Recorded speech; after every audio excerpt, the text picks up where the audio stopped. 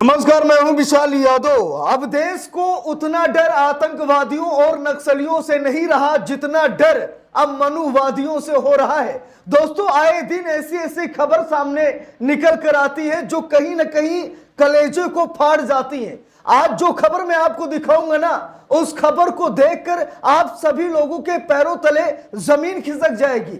आप लोग यही कहेंगे कि ये आतंकवादी, ये नक्सली तो एक झटके में मार देते हैं, लेकिन ये जो नया आतंकवाद है, ये जो मनु आतंकवाद है, ये आतंकवाद तो तड़पा तड़पा कर मारता है। ये आतंकवाद तो लोगों को पानी पिला पिला कर मारता है। ये आतंकवाद तो बहुत ही खतरनाक है। ये आतंकवाद तो आतंकियों से खतरनाक है। ये आतंकवाद तो कोरोना वायरस से भी खतरनाक है। आखिरकार हमारे देश में इस नए आतंकवाद को कौन जिंदा कर रहा है? यह आतंकवाद है मनु आतंकवाद, जो कि हमारे देश की विभिन्न संस्थानों में पहुंच गया है, जो लोगों के अंदर पहुंच गया है, जो आज सीधा हम सभी लोगों को दिखाई दे रहा है। कोरोना वायरस तो दिखाई नहीं देता था, लेकिन ये जो मनु आतंकवाद है ना, ये पूरी तरीके से दिखाई देता है। ये कहां कहां दिखाई देता है, कैसे दिखाई देता है, आज मैं आप लोगों को बताऊंगा। लेकिन मैं हाथ जोड़कर विनती कर रहा हूं,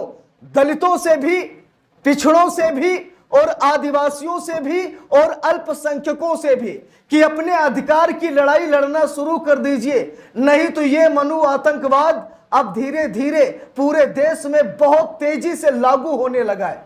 अब आपके घर के बगल अगर कोई मनुवादी है तो आप सुरक्षित नहीं है। वो कभी भी आपके ऊपर पेशाब कर सकता है, वो कभी भी आपका मुंडन करवा सकता है, वो कभी भी आपके गले में जूता डालकर आपको गधे पर बिठा करके समाज में नंगा भी घुमा सकता है। जरा गौर से सुनिएगा, आज जो खबर मैं आपको दिखाऊंगा उसे देखकर आप सभी लोगों की आंखें खुली की खुली रह जाएंगी। शर्म आती है कहने के लिए कि हम हिंदू हैं। आज लोगों को शर्म सी आने लगी है। हैरान करने वाली बात है, एक दलित का बेटा, एक चमार जाति का बेटा जज बना तो ऊंची जात के जजों को बर्दाश्त नहीं हुआ और उसकी कुर्सी खा गए। अभी इटावा में जो कुछ भी हुआ, यादव कथावाचक था तो उसके साथ कैसी अभद्रता की गई शायद मुझे बताने की जरूरत नहीं है। उसका मुंडन कराया गया, महिला के पैर पर उसकी नाक रगड़वाई गई, यहां तक कि महिला के पेशाब से उसे शुद्ध किया गया। पूरे देश में यादव वर्सेस ब्राह्मण चढ़ने लगा, जंग की बू आने लगी। ये किस लिए? क्योंकि ये मनुवाद आतंकवाद है। और दोस्तों ध्यान सुनिएगा, आज जो खबर मैं आपको दिखाने जा रहा हूं ना, उसे देखकर आप सभी लोग दहल जाएंगे। कहने के लिए तो देश की सबसे बड़ी अदालत का सबसे बड़ा जज justice B R. Gavai chief justice of India है, जो कि एक दलित समाज से आते हैं, जो कि एक बौद्धिक जज है। कहने के लिए तीनों सेनाओं का प्रमुख चौहान है, अर्थात पिछड़ी जाति से आता है। कहने के लिए देश का प्रधानमंत्री भी पिछड़ी जाति से आते हैं, लेकिन इसमें थोड़ा सा अपवाद है। देश की राष्ट्रपति आदिवासी समाज से आती हैं, लेकिन उसके बाद भी हमारे देश में मनुवाद का आतंकवाद इतना क्यों बढ़ रहा है? दोस्तों देखिए, अभी ताजा खबर, बिल्कुल ताजा खबर सामने निकल कर आ रही है, जहां पर एक असिस्टेंट प्रोफेसर, जरा गौर से सुनिएगा, जहां पर एक असिस्टेंट प्रोफेसर को उसकी कुर्सी हटा दी गई और उसे जमीन पर बिठा करके उससे काम करवाया जा रहा। देखिए, मनु आतंकवाद का ये झलक देख लीजिए। अभी तो ये शुरुआत है। उत्तर प्रदेश में हो रहा है, राजस्थान में, मध्य प्रदेश में, आंध्र प्रदेश में, बिहार में, अरे 29 के 29 राज्य में आपको गिना दूं जहां पर ये मनु आतंकवाद लगातार बढ़ता चला जा रहा है। अब गौर से देखिए, खबर भी सामने आ गई है। दैनिक भास्कर की रिपोर्ट है, ये कोई मेरी रिपोर्ट नहीं है, ये दैनिक भास्कर की रिपोर्ट है, जहां पर आप लोग स्क्रीन पर देख सकते हैं एक प्रोफेसर असिस्टेंट जो कि दलित है, उसकी कुर्सी छीन ली गई और वो जमीन पर बैठकर काम कर रहा है। उसके सामने किताबें पड़ी हैं, उसके सामने आप लोग देख सकते हैं कि कंप्यूटर रखा हुआ है और वो असिस्टेंट प्रोफेसर की तौर पर जॉब कर रहा है। उसने राष्ट्रपति द्रौपदी मुर्मू को चिट्ठी भी लिखी, लेकिन कुछ भी नहीं हुआ।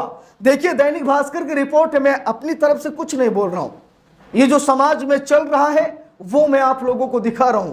देखिए, दैनिक भास्कर की रिपोर्ट है, लिखा भी है, यूनिवर्सिटी ने दलित असिस्टेंट प्रोफेसर की कुर्सी हटाई, जमीन पर बैठने को मजबूर किया। 20 साल से बिना पूरे वेतन के पढ़ा रहे हैं। जरा देखिए, 20 सालों से पूरा वेतन भी नहीं दिया गया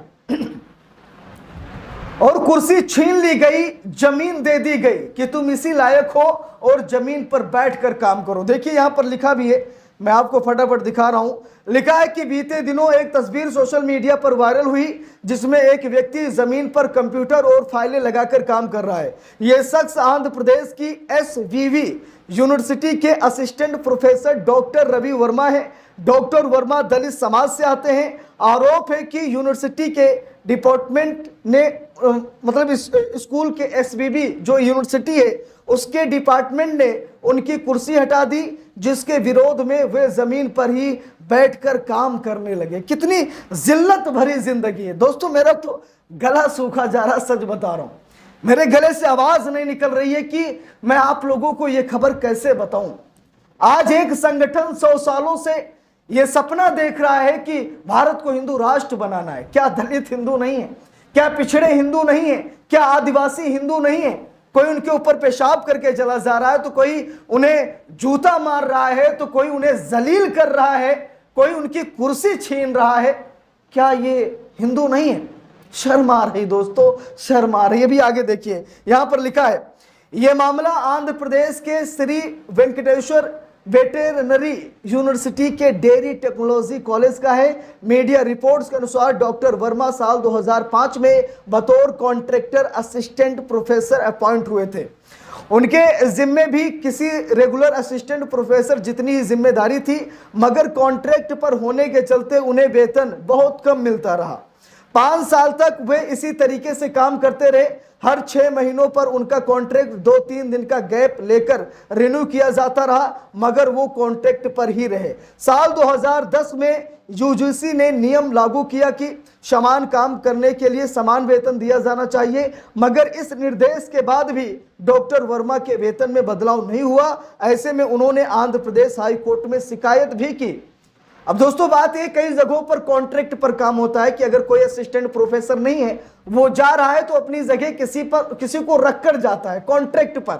उसी पर थे वर्मा साहब, और वर्मा साहब को ना तो पूरा वेतन मिला 20 सालों से और ना ही कोई न्याय मिला उनको। देखिए यहां पर लिखा भी है, राष्ट्रपति को भी देख लीजिए, राष्ट्रपति को भी चिट्ठी लिखी उन्होंने। खबर में लिखा है, डॉक्टर वर्मा ने अब अपने 2 दशक के लंबे संघर्ष की शिकायत के लिए राष्ट्रपति द्रौपदी मुर्मू को भी चिट्ठी लिखी है।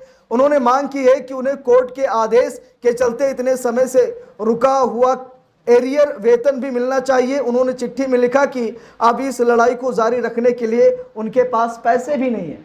अब उनके पास पैसे नहीं है कि वो कानूनी लड़ाई लड़ सके, उनके पास पैसे नहीं है कि अब वो वकील को फीस दे सकें, क्योंकि 20 सालों से भैया पूरा वेतन नहीं मिल रहा है और उनके साथ व्यवहार कैसा किया जा रहा है, जमीन पर उनको बैठाया जा रहा है।